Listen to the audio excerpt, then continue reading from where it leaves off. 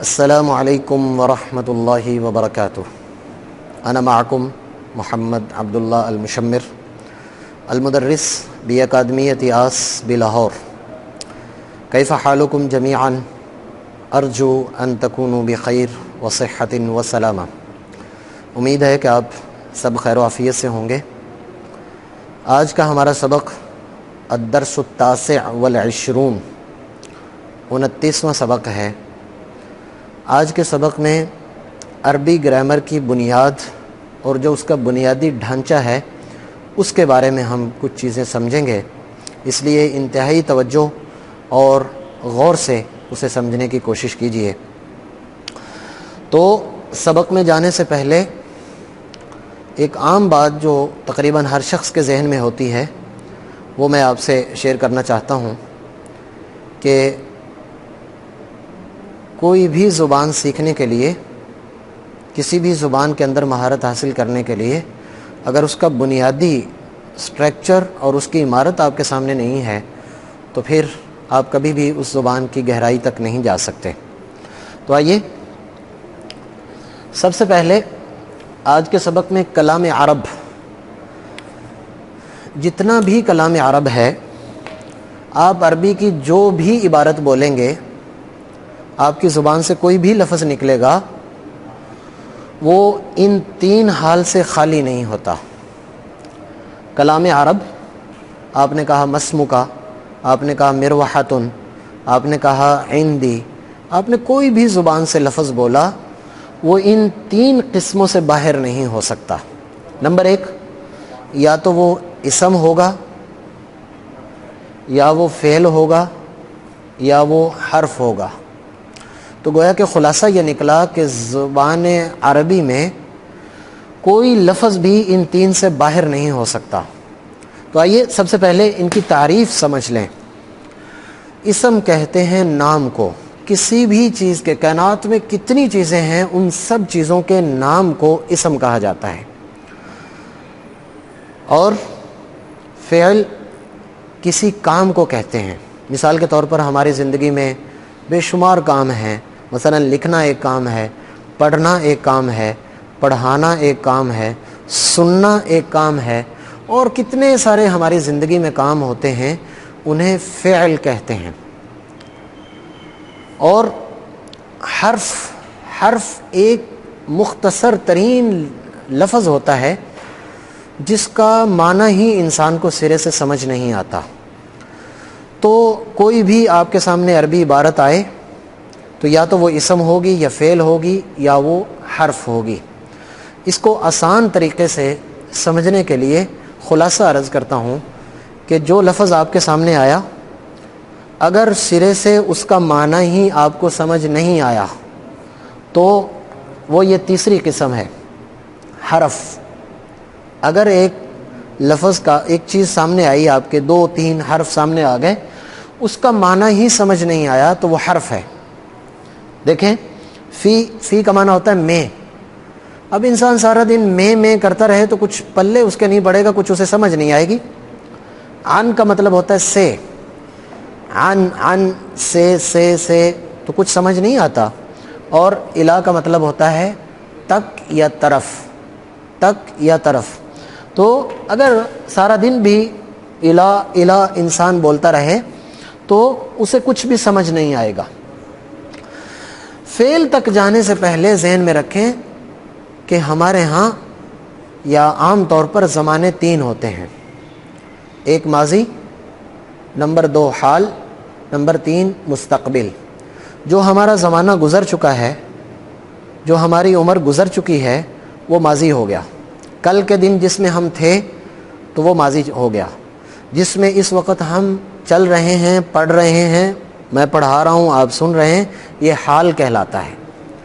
اور انشاءاللہ تعالی 30واں سبق جو ہے وہ ایکسرسائز کا ہوگا، وہ مشق کا ہوگا، وہ ان 15 اسباق کی تمرین ہوگی، تو وہ مستقبل ہے. فعل اس کو کہتے ہیں کہ کوئی لفظ آپ کے سامنے آیا، اس کا معنی بھی سمجھ آ گیا اور اس کے اندر کوئی 3 زمانوں میں سے ایک زمانہ بھی پایا گیا. مثال کے طور پر دیکھیے، کتبہ. کتبہ کا معنی ہے اس نے لکھا. ظاہر سی بات ہے اس نے لکھا، لکھنا ایک فعل ہے، کام ہے، اور اس نے لکھا یعنی وہ لکھ چکا ہے، کس زمانے میں؟ ماضی میں۔ اس کے بعد ہے یدخلو، وہ داخل ہوتا ہے، وہ داخل ہوتا ہے۔ اب داخل ہونا ایک کام ہے، اسے فعل کہتے ہیں، اور وہ داخل ہوتا ہے کس زمانے میں؟ اس وقت داخل ہوتا ہے یا وہ داخل ہوگا، کیونکہ مضارع میں دو معنی آتے ہیں۔ اقرا، اقرا کا مطلب ہے پڑھیے، یعنی اسی وقت، فی الوقت وہ اسے فوری طور پر حکم دے رہا ہے کہ آپ پڑھیں۔ تو فعل ایسا لفظ ہوتا ہے جس کا معنی بھی سمجھ آتا ہے اور اس میں تین زمانوں میں سے کوئی ایک زمانہ بھی پایا جاتا ہے، اسے فعل کہتے ہیں۔ اور جو سب سے ابتدا میں نے لکھا ہے اسم، اسم کا مطلب یہ ہوتا ہے کوئی لفظ آپ نے پڑھا، اس کا معنی تو آپ کو سمجھ آ گیا، لیکن وہ ماضی میں تھا، حال میں ہے، مستقبل میں ہوگا، ایسا کچھ بھی اس میں سمجھ نہیں آتا۔ مثال کے طور پر احمد کا مطلب احمد، جتنے لوگوں کے نام ہیں، عمارتوں کے نام ہیں، بلڈنگ کے نام ہیں، ملکوں کے نام ہیں، وہ سارے کے سارے اسم میں آتے ہیں۔ اچھا، رجل کہتے ہیں مرد کو۔ اب رجل جب لفظ ہمارے سامنے آتا ہے تو اس سے ہمیں ایک شخصیت تو سامنے آ جاتی ہے، لیکن وہ ماضی میں تھی، آج ہے، کل ہوگی، ایسا کچھ نہیں ہوتا۔ اور اسی طرح کتاب، جب ہم نے کتاب لفظ ہمارے سامنے آیا تو ایک شکل ہمارے سامنے آ جاتی ہے، لیکن اس میں زمانہ کوئی نہیں، معنی سمجھ آ جاتا ہے لیکن زمانہ کوئی نہیں پایا جاتا۔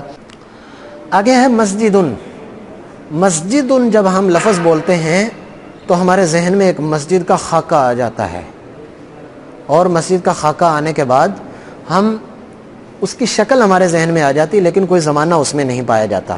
تو بنیادی طور پر مسجد اسم کہلائے گا، وہ فعل بھی نہیں ہے اور حرف بھی نہیں ہے۔ حرف کا ابتدائی طور پر معنی ہی سمجھ نہیں آتا، اسم کا معنی تو سمجھ آتا ہے لیکن اس میں زمانہ نہیں پایا جاتا، اور فعل جسے ہم انگلش کی زبان میں جو ٹینسز ہم پڑھتے ہیں اس میں ورب کہا جاتا ہے، جو وہاں پہ ورب ہے وہ ادھر فعل کہلائے گا، اور جو وہاں پر ناؤن ہے تو وہ یہاں پر اسم کہلائے گا۔ تو اب مجھے امید ہے کہ یہ آپ کو سمجھ آ چکا ہوگا۔ اب اس سے آگے آئیے کہ جو اسم ہے، جو بھی اسم ہو وہ ان دو قسموں سے باہر نہیں ہوتا، دو قسموں سے باہر نہیں ہوگا، یا تو وہ معرفہ ہوگا یا نکرہ ہوگا۔ آسان لفظوں میں اس کو سمجھنے کے لیے یاد رکھیے کہ معرفہ کسی خاص چیز کو کہتے ہیں اور نکرہ کسی عام چیز کو کہتے ہیں۔ مثال کے طور پر احمد، اکبر، اسلم، یہ سارے کے سارے نام کسی خاص بندے کے ہیں تو اس کو معرفہ کہیں گے۔ رجل مرد، کون سا مرد؟ کوئی پتہ نہیں۔ امرأۃ عورت، کون سی عورت؟ کوئی پتہ نہیں۔ ولد لڑکا، کون سا لڑکا؟ کوئی پتہ نہیں۔ تو جس چیز کے بارے میں ہمیں کنفرمیشن نہ ہو، جس چیز کے بارے میں ہمیں متعین نہ ہو، خاص نہ ہو، وہ نکرہ کہلاتی ہے، اور جو چیز خاص ہوتی ہے اسے معرفہ کہتے ہیں۔ دنیا جہان کا، عربی کلام کا کوئی بھی اسم وہ اس معرفہ یا نکرہ سے باہر نہیں ہوگا۔ کوئی بھی اسم ہوگا وہ یا تو معرفہ ہوگا یا نکرہ ہوگا، یعنی یا تو وہ خاص چیز ہوگی یا وہ عام چیز ہوگی۔ تو آئیے مثالوں سے امید ہے آپ کو بات سمجھ میں آ جائے گی۔ جیسے محمد، کسی کا نام محمد ہے تو وہ خاص ہے۔ اچھا یاد رکھیں، میں پہلے بھی ایک سبق میں آپ سے عرض کر چکا ہوں کہ نکرہ کو معرفہ بنانے کے لیے اس پر الف لام داخل کرتے ہیں۔ مثلا کتاب ایک عام لفظ ہے، جب آپ نے کہا ھذا کتاب تو کوئی مطلب نہیں ہے کہ کون سی کتاب کہاں سے، بس اتنا پتہ چلا یہ کتاب ہے۔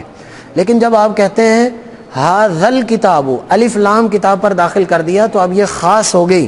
جیسے اللہ تعالیٰ نے قرآن پاک میں ارشاد فرمایا ذالک الکتاب، ذالک الکتاب، الف لام کتاب پر داخل کر دیا تو اس سے کتاب خاص ہو گئی۔ ہر کتاب لا ریب فی نہیں ہے، بلکہ قرآن جو خاص کتاب ہے وہ لا ریب فی ہے۔ تو یا ولد، اور یاد رکھیے کہ ایک اور معرفہ بنانے کا بھی طریقہ ہوتا ہے کہ جب آپ کسی کو بلاتے ہیں، ہوتا وہ لفظ نکرہ ہے لیکن جب آپ نے اس کو بلایا تو آپ نے اس پر فوکس کر لیا، آپ نے اسے خاص کر لیا، تو بلانے کے، آپ کی آواز کرنے کے ساتھ وہ لفظ کیا بن جاتا ہے؟ خاص ہو جاتا ہے۔ تو ولدن، کوئی لڑکا، لیکن جب آپ نے کہا یا ولد، پچھلے سبق میں ذکر کر چکا ہوں یا ولد، تو اب آپ نے اس کو خاص کر لیا ہے۔ خاص چیز کو معرفہ کہتے ہیں اور عام چیز کو نکرہ کہتے ہیں۔ عام کی مثال سمجھیے، جیسے قلم، قلم کوئی قلم، استاذ کوئی استاذ، کتاب کوئی کتاب، ابن کوئی بیٹا۔ ان دونوں میں عام طور پر فرق جاننے کے لیے ایک آسان سا فارمولہ ہے، وہ یہ ہے کہ اگر یہ والی تنوین، یہ دیکھیں یہ جو تنوین ہے، اکثر لفظوں پر جہاں تنوین آتی ہے، الا یہ کہ وہ نام نہ ہو کسی کا، جب تنوین آتی ہے تو وہ لفظ نکرہ ہوتا ہے، اگر تنوین نہ آئے تو وہ لفظ جو ہے وہ معرفہ ہوتا ہے۔ لیکن میں نے آپ کو بتایا کہ اگر کسی کا نام ہوگا تو اس پر تنوین آ جاتی ہے، اور وہ چونکہ نام ویسے ہی عارف المعارف ہے، سب سے اعلیٰ قسم ہے اس کی۔ تو اب تک کا ان دو خانوں کا خلاصہ یہ ہے، یہ جو دو میں نے پیچھے ذکر کیے ہیں، کوئی بھی عربی عبارت تین چیزوں سے باہر نہیں ہوتی، یا وہ اسم ہوگی یا فعل ہوگی یا حرف ہوگی۔ اور پھر میں نے آپ کو ذکر کیا کہ اسم کی دو قسمیں ہیں، یا وہ اسم معرفہ ہوگا یا نکرہ ہوگا۔ اسم معرفہ خاص چیز کا نام، اور اس میں نکرہ کسی عام چیز کو کہا جاتا ہے۔ اب ہم یہ والا حصہ جو ہے اسے ہم مکمل کر چکے ہیں، اب اس کو شروع ہو رہے ہیں۔ تو آئیے، یہاں پر میں نے اس فعل کی مثال دی، فعل کو اوپر رکھا ہے۔ یاد رکھیے کہ زمانے تین ہیں، ماضی جو گزر چکا، حال اور مستقبل۔ ماضی کے اندر یہ آتا ہے اور حال اور مستقبل مضارع میں آتا ہے، حال اور مستقبل مضارع میں، اور ماضی کے اندر وہ جو گزشتہ زمانہ ہے وہ آتا ہے۔ میں نے اب تک کے اسباق میں ابھی افعال کو نہیں چھیڑا، فعل کو ذکر نہیں کیا۔ یاد رکھیے کہ اگر یہ دو فعل آپ یاد کر لیتے ہیں، ماضی مضارع اگر آپ یاد کر لیتے ہیں تو تقریباً جتنی فعلوں کی بحث ہے وہ بہت آسانی کے ساتھ، انتہائی آسان فارمولے کے ساتھ آپ سمجھ سکیں گے۔ اس کے تحت آگے آرڈر، جس کو امر ہم کہتے ہیں اور جس کو کسی چیز کو روکنا کہتے ہیں، وہ سارے کے ساری بحثیں ان دو کے تحت آ جائیں گی۔ تو ماضی کہتے ہیں گزرے ہوئے زمانے کو، اور مضارع اس کے اندر جو ہے وہ دو زمانے آتے ہیں، حال اور مستقبل۔ ترجمے سے آپ کو پتہ چل جائے گا۔ درسا کا معنی ہے اس نے پڑھا۔ درسا ایک لفظ آپ کے سامنے آیا، آپ نے اس کا ترجمہ دیکھا تو اس کا مطلب ہے اس نے پڑھا۔ اب دیکھیے، پڑھنا ایک کام ہے، اس نے پڑھا، کب پڑھا؟ زمانہ ماضی کے اندر اس نے پڑھا۔ خرجہ کا مطلب ہے وہ نکلا، نکلنا ایک کام ہے، کب نکلا؟ زمانہ ماضی میں نکلا۔ دخل کا معنی ہے داخل ہونا، وہ داخل ہوا۔ اب داخل ہونا ایک کام ہے، وہ ماضی میں ہوا تو دخلا ادھر کہا جائے گا۔ کتبہ اس نے لکھا، کتبہ اس نے لکھا۔ اب لکھنا ایک کام ہے تو اس نے لکھا، زمانہ بھی اس کے اندر پایا گیا ہے۔ آگے مضارع میں دیکھیے، اچھا اس میں دونوں آتے ہیں معنی، ایک حال کا بھی اور ایک مستقبل کا بھی۔ کیسے؟ یدرسو، درسا یدرسو۔ یدرسو کا مطلب ہوتا ہے وہ پڑھتا ہے یا پڑھے گا، وہ پڑھتا ہے اس وقت یا آئندہ پڑھے گا۔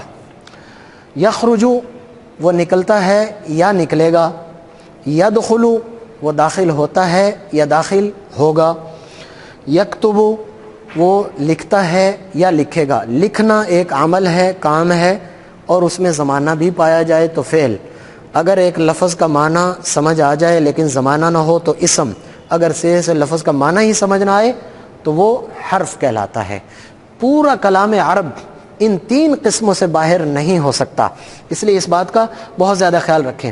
یہاں پر میں نے امر کو اس لیے ذکر کیا ہے، امر بھی اگرچہ ان دو کی قسموں میں سے آ جاتا ہے، جو مضارع ہے اس کی قسم میں سے آگے امر آ جاتا ہے، تو اس میں بطور مثال کے میں نے یہ ذکر کیا ہے کہ درس یدرسو سے ادرس، پڑھو، ابھی پڑھو، زمانہ بھی پایا گیا، معنی بھی سمجھ آ گیا۔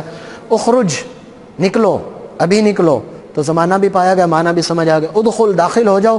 اکتب، لکھو۔